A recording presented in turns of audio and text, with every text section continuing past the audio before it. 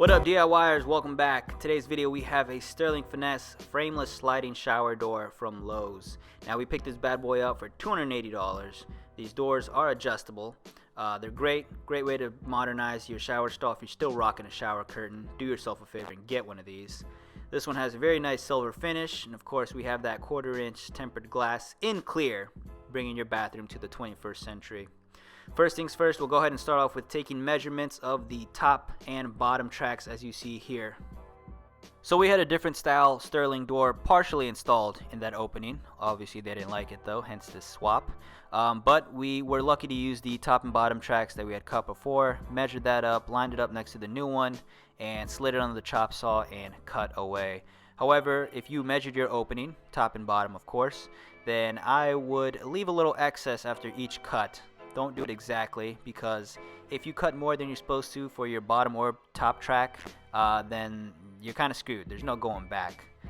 Also, I say to measure the top and bottom of your opening because your walls may not be plumb.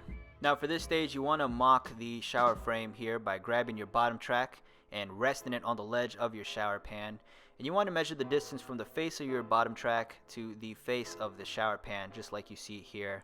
You can use some masking tape or a pencil to mark it, but the important bit here is that it stays consistent all throughout. You might have to do some adjusting, just like you see right here. You don't want that track to be too inwards or too outwards, as this will determine the final position of your frame. Due to the tile work here, we had to push in our frame as much as we could, simply because the tile work just ends abruptly right there. We're still continuing the mocking up phase by grabbing our wall jambs and connecting it to the bottom track. Now you'll know it's the bottom of the wall jamb because it has that open slit right there that slides right onto the bottom track. And of course we're still doing our adjustments here, but while we're doing that we grab some masking tape and put some onto the tile, aligning it with the holes that are on the wall jamb. Basically this is just going to make identifying the holes that need to be drilled a lot more easier.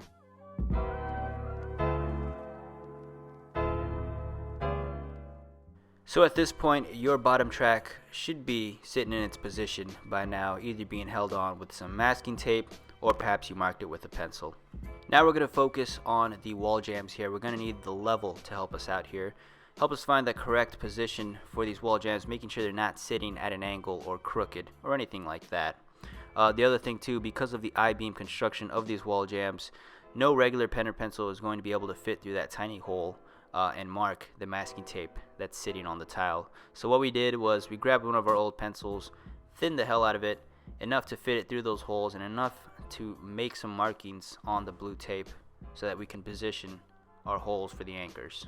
Now, as a quick reminder, everything is still mocked up. Nothing has been secured or fastened down yet. So you will have to go back and forth a little bit as you're moving things and positioning them. Just make sure you haven't moved out of your line. Masking tape does help, but of course might be wise to mark things down with a pencil.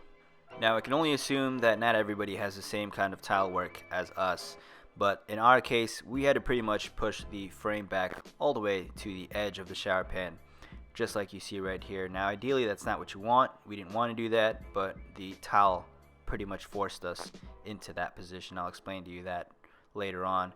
Here's that pencil I was talking about. Carved off a decent amount of the thickness, enough to fit it through those holes on the wall jambs, so that we could mark the masking tape here. So far you should have your bottom track in its position, ready to be fastened down. You should have your holes for the wall jambs marked and ready to be drilled. So now we're going to need our gun and some drill bits. Of course you want to make sure that the drill bits you have are made for ceramic tile. You can't just grab any old drill bit. Otherwise you'll end up cracking or ruining your tile work here, which is no good. Now another thing you want to pay attention to is figuring out what's behind your tile work. Now I'm not referring to your backer board, whether that's cement board or drywall or whatever it is. I'm talking about past your walls into the frame. Now in our case, just like you see here, we ended up hitting a 2x4 stud. It's not a bad thing, it just means that we have more options in terms of our hardware. Now we could use the provided anchors that come with it, or a different type of anchors, or we could actually go directly with a screw from the wall jamb to the stud, like length, and enough of the screw is actually penetrating the stud. So after you figured out which hardware you're going to use, whether that's the provided wall anchors they give you or your own anchors, or maybe if you want to go direct with a screw, you want to grab your final sized drilling bit and complete your holes, making sure the anchors slip through there. So now we're going to start finalizing things here. We have our bottom track and our bottom track insert. It's basically that rubber gasket that slides into its rails, just like you see here. Of course, they give you more than you need, so you will have to cut off the excess. Afterwards, you want to grab your silicone and apply a bead of silicone at the bottom of the track on both sides, so on this side and on the opposite side, but I didn't get to film that part. And we're using this kitchen and bath adhesive caulk. It's 100% waterproof, works, but silicone works best. So here's a close-up of the hardware that comes with our Sterling shower door here. We have everything we need to assemble the doors. We have our bumpers, our screws, and the wall anchors that they provide. Here's the anchors that we had on hand. These are the ones we ended up using. They're pretty basic ribbed plastic wall anchors. As you're inserting the screw inside the wall, the back piece will begin to expand and pretty much open up, holding it in place. We also ended up using the screws that came with the shower door. They turned out to be the perfect fit. So for these anchors, you just need to tap them in with a hammer, assuming that you drill the correct size. If you're going to use the ones that came with the door, the back piece you need to sort of fold in on itself and fit that through the hole. And don't forget to clean up and vacuum your areas before attaching the wall jambs. So far we only attached the top screw. That one and the bottom are the only ones that require this rubber bumper. Here we grabbed our level, making sure everything looks good before we attach the final two screws. Unfortunately, we ran into Murphy's Law on the second wall jamb as our top screw was not going in. Turns out there was a drywall screw that was right in the path of our wall jamb screw.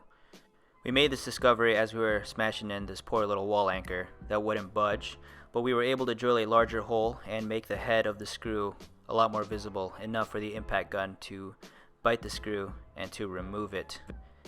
This also meant that our wall jamb screws were going to attach to a stud. Next up, we're going to move on to the assembling of the glass doors here.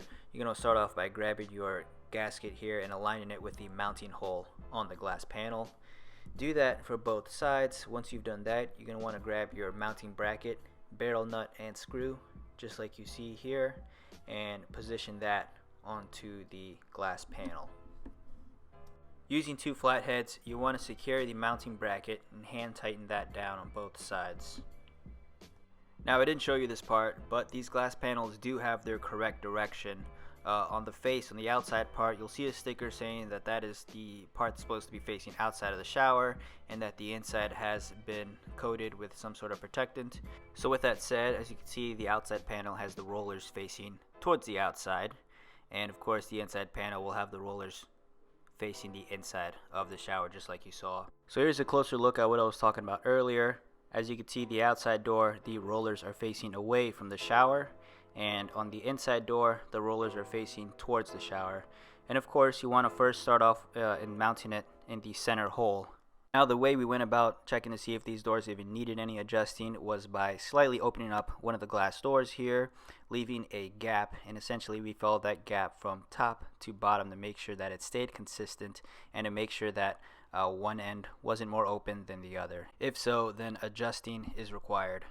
Lastly, apply your silicone to the outside and inside parts of your wall jambs, as well as the inside part of your bottom track. Last thing to do is to install your center door guide. You could either do this by measuring the bottom track and marking the center, or you can mock it up by opening and closing the doors going both ways and making sure that the track is making full contact with both doors. Now, the two screws that they give you to install the center guide are self-tapping screws, so you don't have to do any drilling. Last step is to seal up the inside and outside parts of your wall jambs, as well as sealing up the entire length of your bottom track here. Don't forget to also seal up the inside corners of where the wall jambs meet the bottom track. Again, to check to see if your doors need to be adjusted, slightly open it up, leave a gap there, and follow that gap from top to bottom to make sure that the size of the gap doesn't change. There we have it. The Sterling Finesse frameless sliding shower door has been installed. Now remember, this is an adjustable one that ranges from, I believe, 42.5 all the way to 47 3/4, if I'm not mistaken. Now our opening was, I think, 46, so we did have to notch off the top and bottom tracks, as you most likely will have to do. And then when we put our torpedo level on the top, we noticed that this jam was slightly higher, so we did have to cut off like a blade off from this side jam. You want to make sure you have that same continuous gap going all around. A laser would be your best friend. Of course, you want to make sure you caulk all around the inside here. And of course, the doors are adjustable. As you'll see, they have 3 different slots to adjust from at the top. Right there. Now it's opposite, so if this part of the glass needs to be lowered, then you want to go up 1 hole. So just bear in mind, it's the opposite. That's pretty much it for the Sterling Finesse frameless sliding shower door in clear glass. Would have been nice to have that towel bar handle, perhaps on one of these doors at least. If this video helped you out, be sure to hit that like button and hit that subscribe button. If you have any questions, leave them down in the comments below and I'll do my best to help you out. I'll see you guys in the next one. Peace and take care.